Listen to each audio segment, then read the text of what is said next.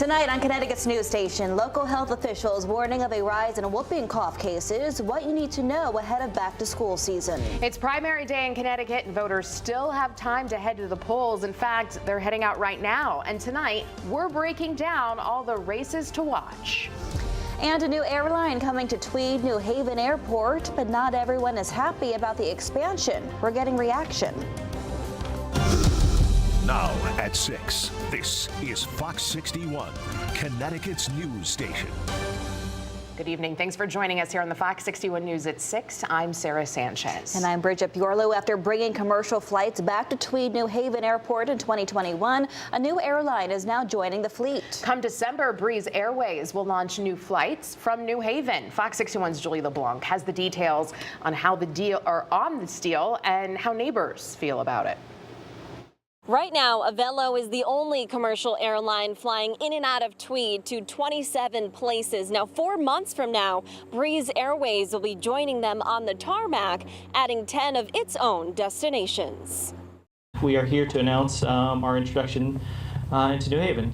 Breeze Airways is ready to make New Haven its new home. Come December and into the new year, Breeze will fly out of Tweed nonstop to 10 destinations in spots like Florida and eventually Virginia and Louisiana, joining Avelo, the only commercial airline to operate here for years. We fly brand new Airbus A220s, very low noise profile, significantly lower. It's a next generation aircraft. Competition is a good thing because it keeps pressure on prices. And there's a lot of additional options for New Haven residents and the residents in the region. To mitigate the impact on the community, Mayor Justin Elliker says Breeze will only fly after 7 a.m. and before 10 p.m.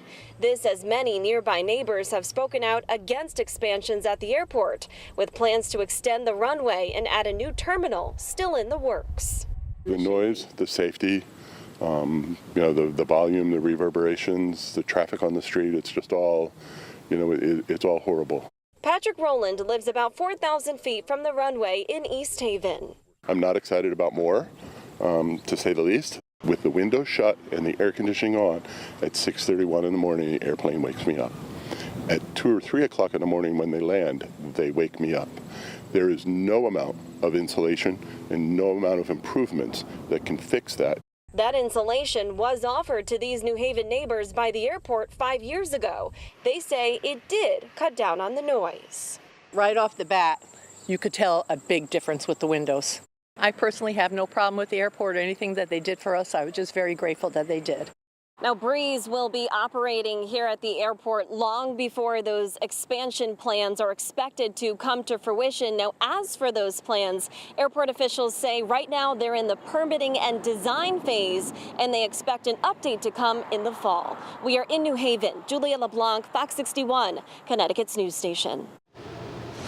Julia, thank you very much. Today is primary day here in Connecticut as we are now less than 90 days from the November election. Fox 61 political reporter Emma Wolforst has been following all the big races in our state. This is her big day. She joins us now in studio.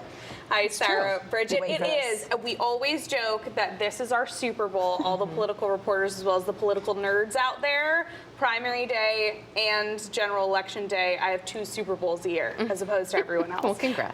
But remember, as I said, today is just a primary. That means voters are just choosing who from their party they want to see advance on to the general election come November. Connecticut has closed primaries, so you can only vote for the Republican or Democratic choices if you're registered with that specific party. Independent and unaffiliated voters will not be able to vote today. Because of the contest this time around as well, not every registered voter will have something to vote on, so make sure to check with your district before heading out to your polling place today. Now, there aren't too many races, but today's outcomes will decide who's taking on some big incumbents come November. Plus, there are quite a few state legislative seats up for grabs. So we're going to take a look now at some of the biggest contests shaping up here. The race on all Republican ballots statewide, who will face Senator Chris Murphy. Murphy has kept the Senate seat here blue since 2013. Beacon Falls First Selectman Jerry Smith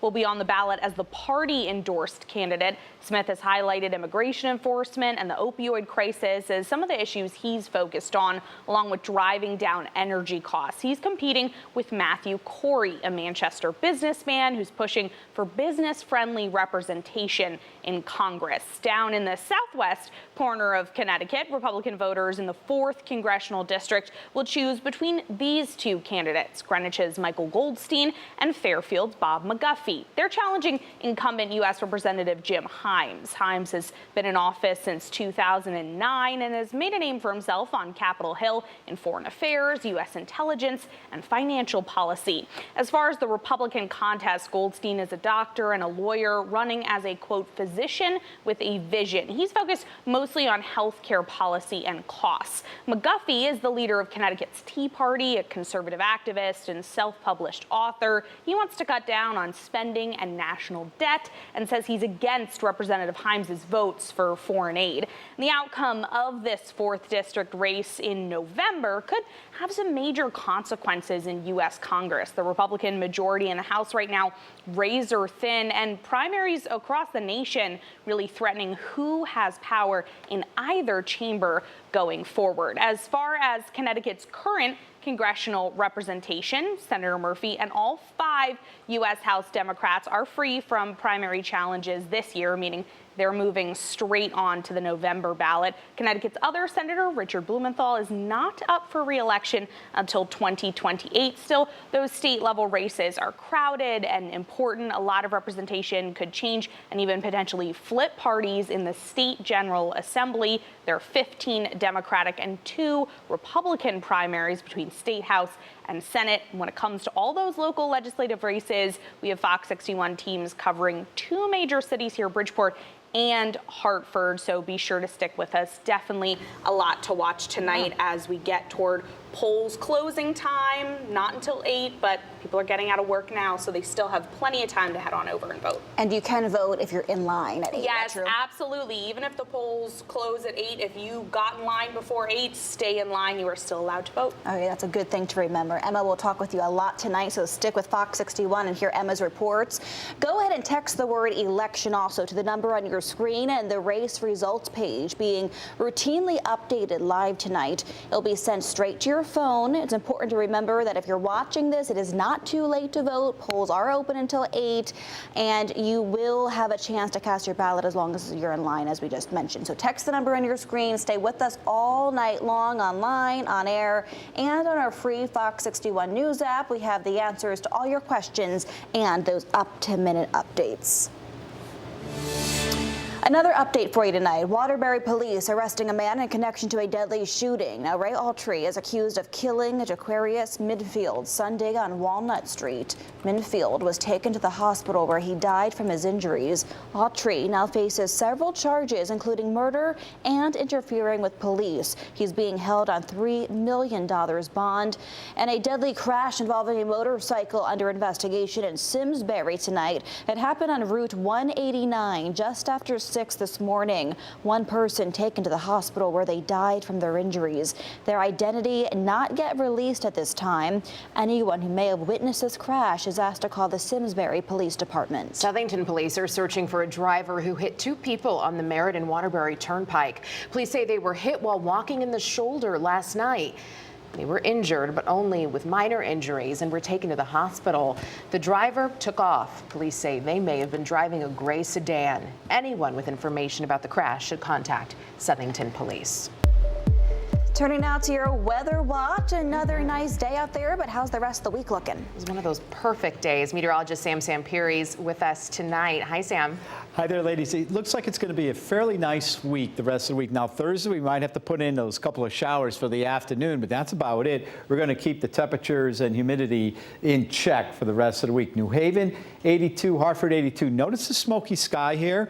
This haze is due to some wildfire smoke coming in from the California wildfires going up over the jet stream and coming down the northwest flow. But other than that, it has been a beautiful day. You can see temperatures reach the upper 70s to lower 80s across the region. And currently, we're right there, a couple of degrees cooler, 74 Torrington to 82 in Hartford. You see those dew points are just fine right now. We have clear skies across the region with those fair weather clouds. And again, that smoky look. And you can see the visible satellite here. It doesn't really pick up the smoky sky, this channel of the visible satellite, but certainly you can see the little puffy fair weather clouds moving down from the north. So overnight, partly cloudy to clear, and temperatures will be falling back through the 60s. And yeah, we have 63 here in Hartford, but some of the outlying towns will get down in the 50s, and a mostly sunny, pleasant day with highs reaching the upper 70s to lower 80s. Absolutely gorgeous day on Wednesday. I'll time out the showers on Thursday, and we'll talk about Tropical Storm Ernesto details in a few minutes. Sarah? Thank you, Sam. We've just learned new details about a Hartford fire from over the weekend. About 100 people, including children, have been without a home. Officials now say the electrical system was compromised. We're told building management is working on a resolution. They say if things go without a problem, tenants will be able to return home in about a week. Turning now to our health watch tonight. Public health officials are sounding the alarm with cases of whooping cough on the rise right now. So far this year, there's already been more than 100 cases in Connecticut. For perspective, we saw just 11 cases in all of last year. As the back-to-school season nears closer, health officials are reminding parents to make sure their kids stay up to date on their vaccines.